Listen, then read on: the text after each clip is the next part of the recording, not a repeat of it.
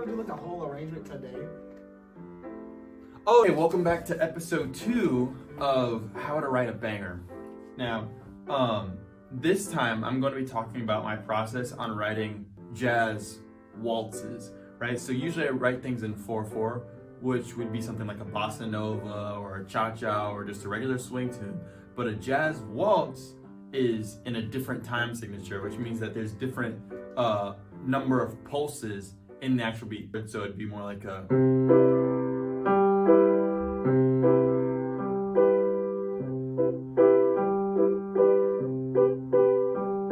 So you have this kind of like swaying back and forth motion. So I'm gonna talk you through this process on how I develop this jazz waltz.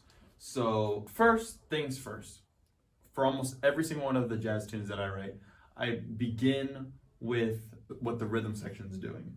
So I'll take a random chord like F, and I'm like, where do I want to go with this?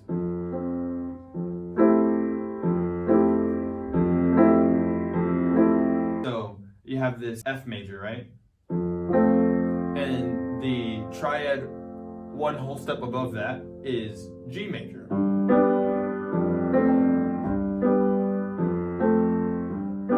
And of course I can make these into 7th chords, right? So I have...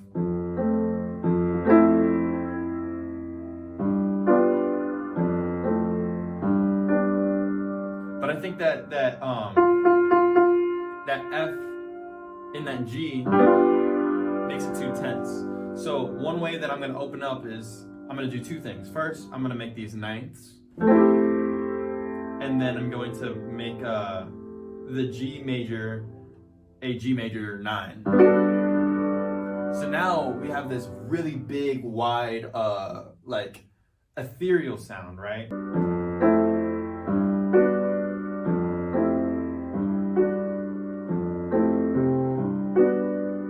So now that we have, we could just make that the whole A section, right? So we have the whole A section as this kind of pedal. So when I write melodies, what you want to do is outline the chord changes.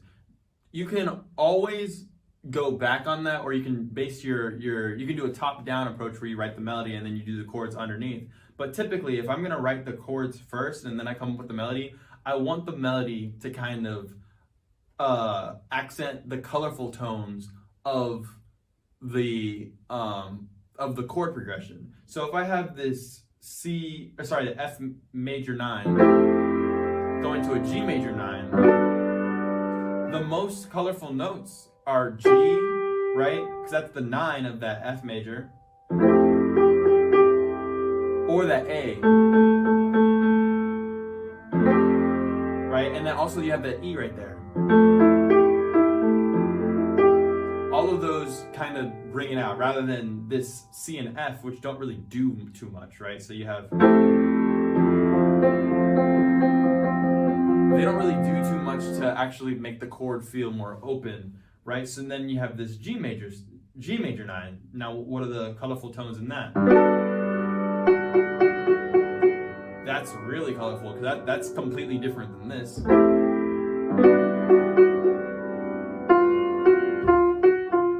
Right? So, and then also this B natural. So when you have that B natural in the F major, it's kind of making it sound like a sharp 11. So by pivoting between these 2 chords, you're almost implying certain upper extensions for these 2 chords.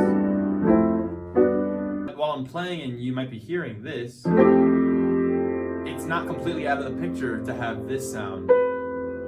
What do I want my melody to actually base off of, right? So I have an E, I have an F sharp, I have an A, and I have a B, right? And I can choose any of those notes to really make my melody sound like a melody, right? So that.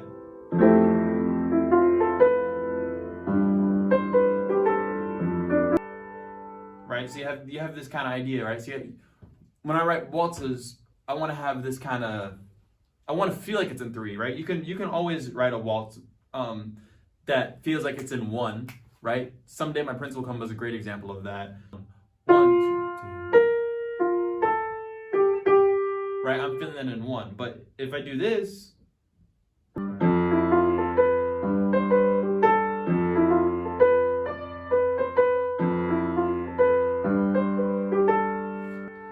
that makes it feel like it's in 3. Okay, so now that I have that idea, where do I go from there? So I kind of want to end it off. You can repeat an idea about 3 times before it gets annoying. Right, so if I have this, I can repeat that 3 times. So now I want to go somewhere else, like a. That's gonna end it off, right?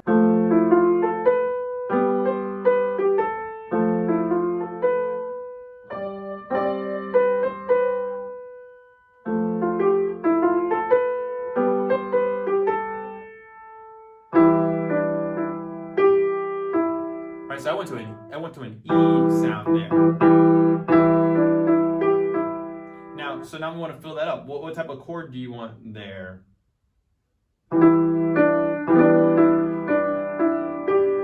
That works. So that's an E minor 7. So now we have this sound.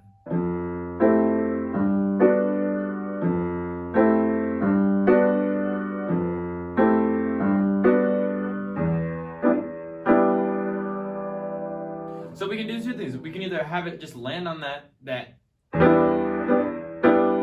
E minor, or we can try to get back to that F, right? So one way of doing that is to add a 5 right before that. So if we're trying to go to F major, we'll do the 5 of F major, which is a C7. So we'll go.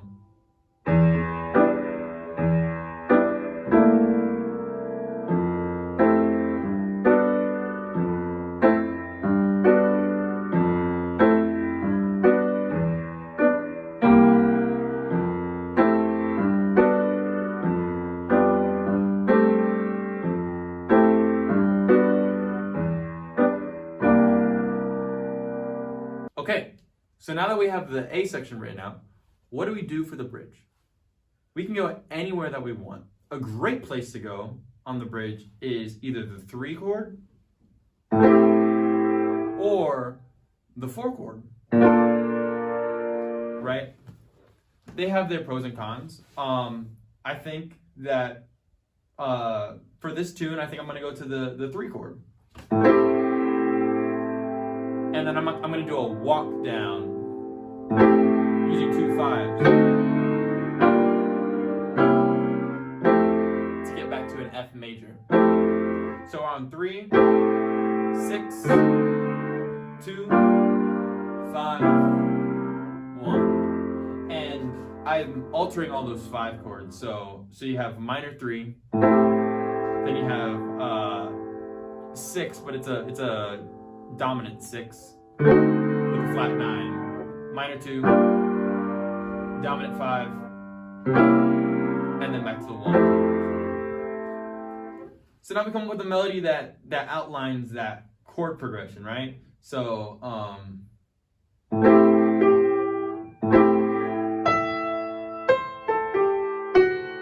you can always take a lick that you know in a jazz context and apply it to the actual melody. So what I think I'm going to do is take a basic short 2-5-1 lick that I know, right?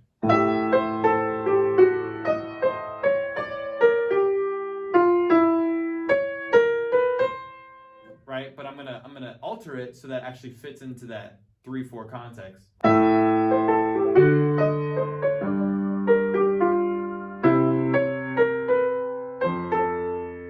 So I ended off with a minor 3rd. So I kind of again want to do another walk down, but in a different way this time. So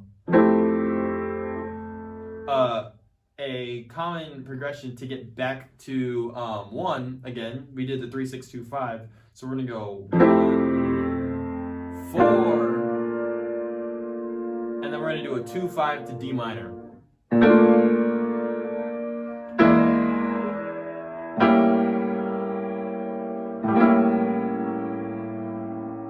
Go back here.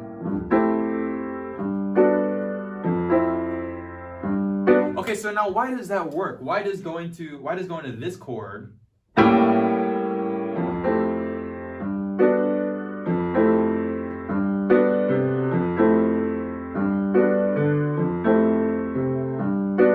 why does that work? Well, D minor and F major are what we call relative minors. So just like if we play the C major scale, we can go down 2 notes and start on A, and that is the relative minor of C major. In F, we have, and we can go down 2 notes and we get D, right? And we play that. Right? I was trying to decide if I want to do harmonic minor or melodic minor, or natural minor. And so the 5 of D minor is this A7. And then we can go back to F major. So now we basically have the whole tune written, right? All that is left is the fine details. So I'm gonna get this all written out, and then I'm gonna bring it to my pianist tomorrow, and we'll see how it ends up sounding in real life. So yeah, that's my process.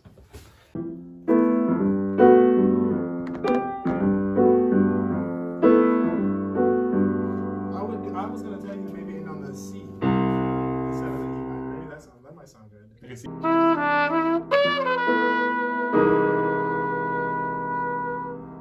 Go C major, 7.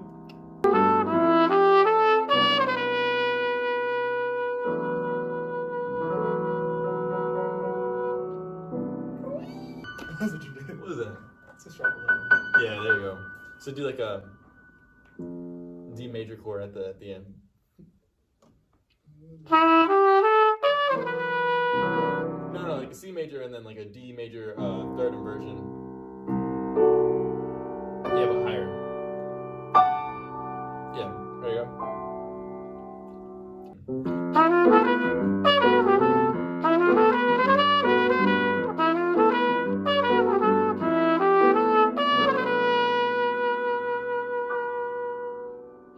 Yeah, that's good. I like that. Good idea. And that is why I bring the piece to the pianist.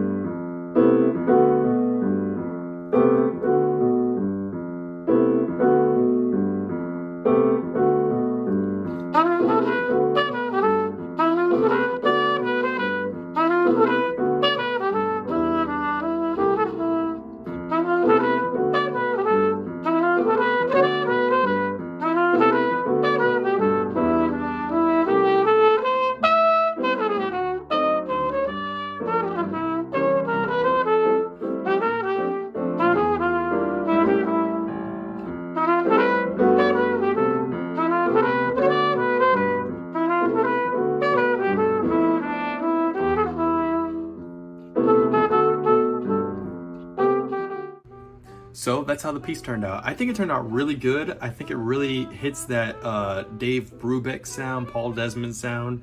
It almost sounds like it needs a soprano saxophone on it, if you ask me. But I really like it. And so yeah, that's kind of the end of the video. If you like this video, please leave a like, a comment. Remember to subscribe. It really helps out the channel. It really shows that people actually care about this content, and it will inspire me to keep going.